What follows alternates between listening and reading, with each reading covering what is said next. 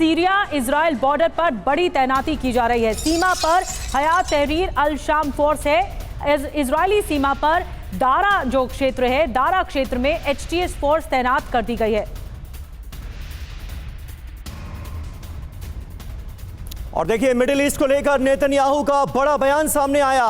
मैंने कहा था हम मिडिल ईस्ट को बदल देंगे, ये कहा है नेतन्याहू ने। आज मिडिल ईस्ट में यही हो रहा है। नेतन्याहू का ये बड़ा बयान इस वक्त सीरिया के अंदर इजरायली डिफेंस फोर्सेस की मौजूदगी है और जो ईरान के परमाणु ठिकाने हैं वो इजराइल के निशाने पर हैं। और अब नेतन्याहू का यह बयान, मैंने कहा था हम मिडिल ईस्ट को बदल देंगे, आज मिडिल ईस्ट में हो यही रहा है। और आइए एक आंकड़ा आपको बताते हैं कि अब तक मिडिल ईस्ट में कितनी तबाही मची है। नेतन्याहू ने पहले क्या कहा ये जानिए। मैंने कहा था मिडिल ईस्ट को बदल देंगे, आज मिडिल ईस्ट में यही हो रहा है।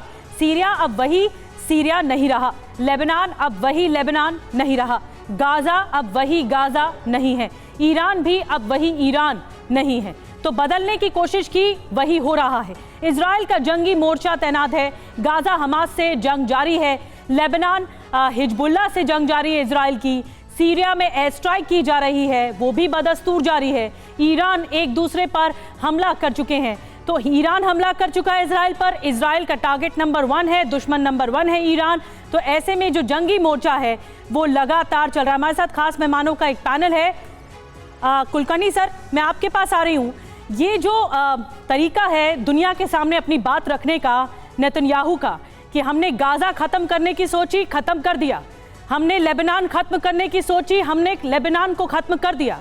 इस रणनीति के तहत अगर टारगेट नंबर ईरान है, नंबर 1 है, तो इजराइल का अटैक कैसा हो सकता है? निधि देखिएगा, हम तबाही मचा सकते हैं, हम गाजा पट्टी में गाजा पट्टी को बिल्कुल ध्वस्त कर सकते हैं, पर हम सोच नहीं मार सकते।